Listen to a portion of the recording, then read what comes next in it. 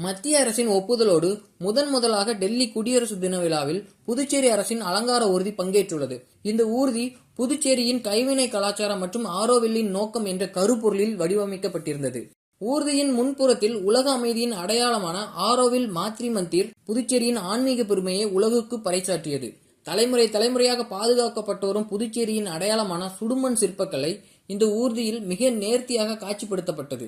பிரம்மாண்டமான சுடுமண் யானை சிற்பங்கள், பாரம்பரியமிக்க கிராமிய கட்டிடக்கலை மற்றும் கைவினை கலைஞர்கள் மண்பாண்டங்களை உருவாக்கும் காட்சிகள் என புதுச்சேரியின் வாழ்வியலை தத்ரூபமாக பிரதிபலித்தது.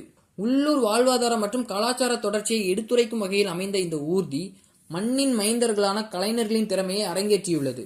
இயற்கையோடு இணைந்த புதுச்சேரியின் மேம்பட்ட உறவையும் பாரம்பரிய வீடுகளின் அமைப்புகளையும் கண்டு பார்வையாளர்கள் வியந்து சென்றனர். புதுச்சேரியின் செழுமையான பாரம்பரியத்தை டெல்லியில் எதிரொலிக்க செய்த இந்த தருணம் ஒவ்வொரு புதுச்சேரி மக்களுக்கும் ஒரு பெருமிதமான தருணமாகும்.